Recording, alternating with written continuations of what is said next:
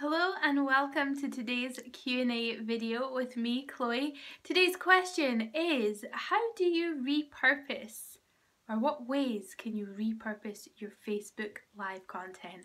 What an amazing question. You know, we're really seeing this uptake in live streaming trend over the last 12 to 18 months. There's a huge buzz around it and the ability to really build deep, meaningful relationships that convert sales for small business owners. Now, this isn't a surprise, right?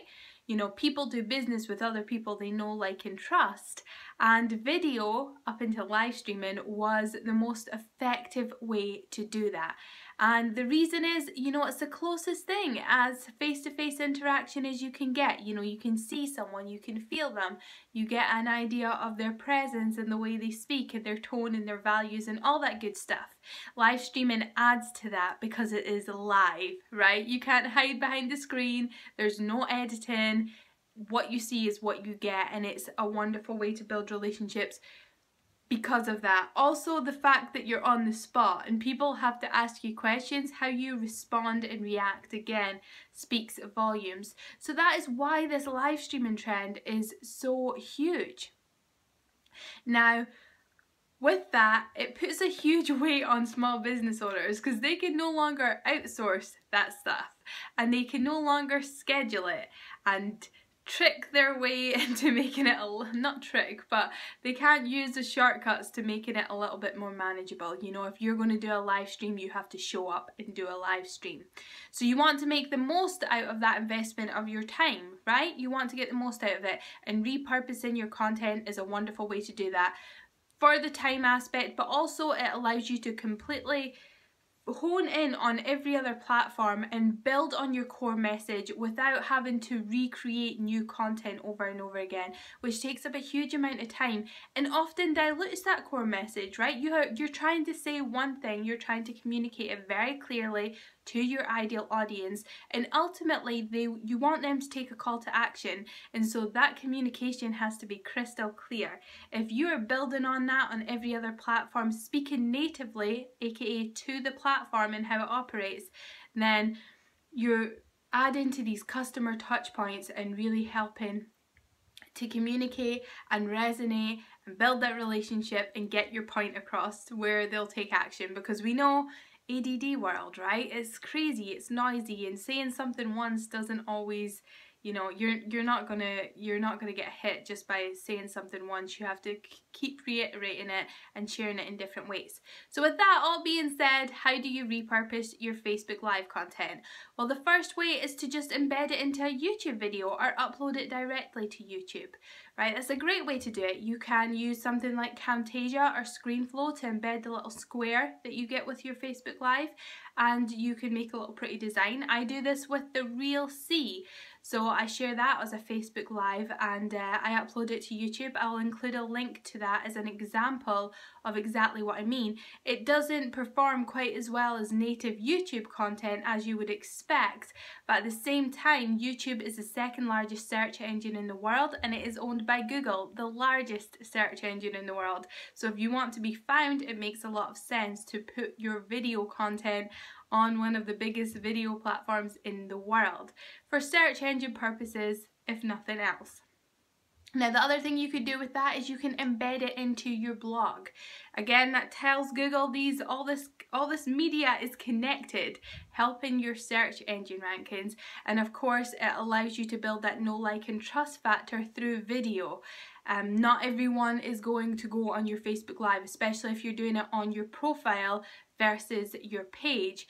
So if you're able to embed it either through the YouTube video embed or directly by downloading and uploading or embedding your Facebook Live video directly, then what you're doing is you're allowing people who first come onto your website be able to experience that with you. Now another thing you could do is you can continue to edit that video down into key points, and you can either turn them into individual blog posts. A lot of the time when you're doing a live stream you cover multiple points, and sometimes you like pivot and you go in different directions based on the audience feedback. That's great, that's what's wonderful about it, and that's what allows you to truly add value to your audience. What that might do is it might spark some ideas for something you haven't spoken about, or a new perspective you haven't spoken about before. So what you can do is you can edit individual points and either use that information to create new blog posts or whatever, or you can just share little clips, video clips. And of course video clips work in a lot of places. Pinterest, again, you can embed your YouTube and your Facebook videos onto Pinterest, which is another huge search engine optimized sort of platform. You do really well in tying it back to your website, because of course each pin can have a link which ties back to your website. Now what I would do is do the method of putting it on YouTube, embedding it into your blog, and then posting that blog to Pinterest with the link and the video with the link as well, so that you've got two sources, and hopefully that would help again with your search engine rankings. But the other thing you could do is you could share those video clips on Instagram as teasers, linking to your blog post for the full thing. You know, you get one clickable link in your Instagram bio, you can direct people there. Or just share little snippets of content natively. You can get a lot of clips out of one live stream. We love to talk about ourselves on live streaming, and it's amazing how many little like 15-30 second clips that we can take, and then what we're doing is we're building a content source, right? We're building up a content bank. And if we're talking about, you know, the key problems of our customers and providing solutions, a lot of that is evergreen content, right? It lasts for a long time. So we want to be building that content bank up, because it's going to save us from creating more and more and more content and focusing on going deep in the long run. I hope that makes sense. If not, let me know in the comments and I'll explain further. Now the other thing you could do is of course turn it into a blog post. You can either have it transcribed using a service like rev.com, or you could pay somebody or do it yourself to create a smart transcription. Essentially take your video and turn it into a blog that makes sense. Now there are people that do this as a service. I do it as a service, you know, where you take instead of just a straightforward transcription which doesn't always make sense, you point out the main points you want to make, the topic title, and you form a blog post based around what you had said. Now this is a great thing to outsource.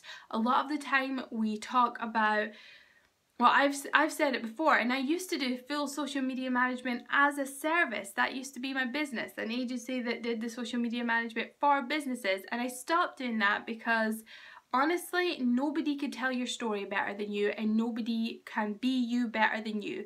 And if you know how to do social media, or you have someone to help you do social media, it is going to be significantly better than just outsourcing it to somebody on the outside who's not involved and doesn't have the answers to those core questions. You can't just put it, especially with the growth in live stream, you have to be involved as the business owner.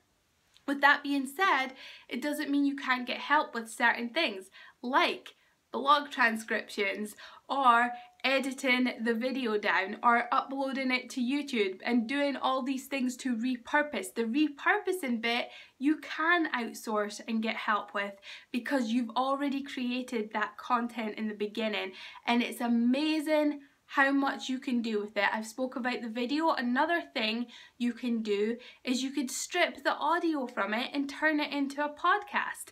Is it ideal? No, probably not, because again, it's not native, but you're reaching a new audience, and if you are new to this whole world, or you're just getting started, it allows you to put out a podcast that is without too much pressure or effort to, you know, come up with new content and be on the spot and do all that stuff. Is a good starting point.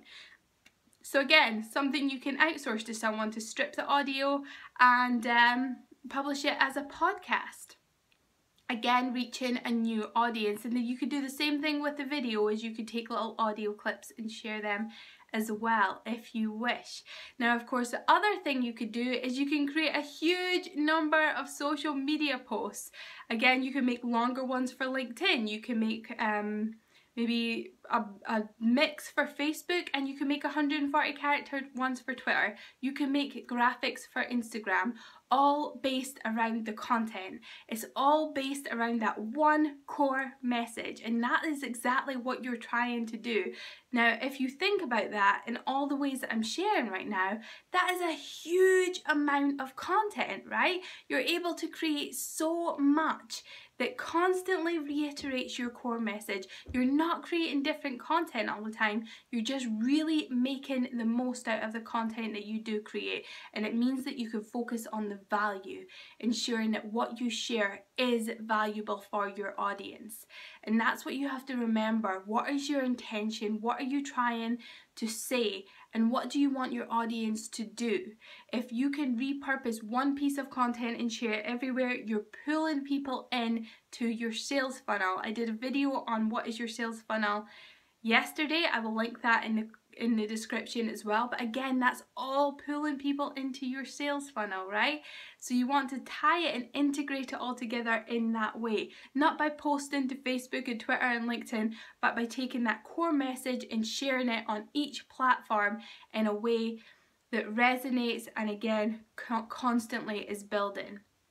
So that's just some ideas on how you can repurpose your Facebook Live content. If we go over them real quick, you can create a YouTube video, you can embed it on your blog post, you can create pins and link them back to your blog post. Always link back to your blog post because your website, right? You want the SEO value there.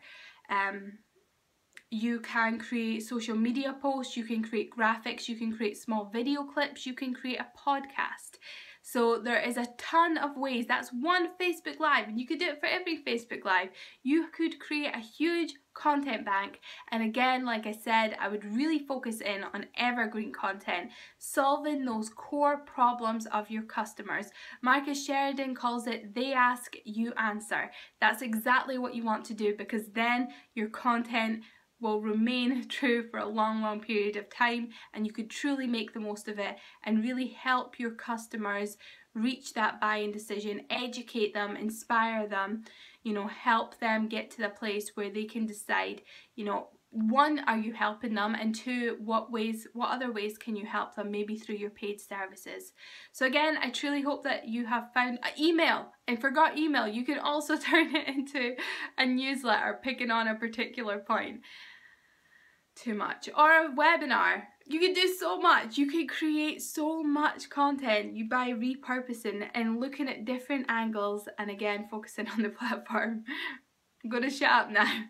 I hope that you have found today's video valuable. If you have, it would truly mean the world to me if you would consider subscribing.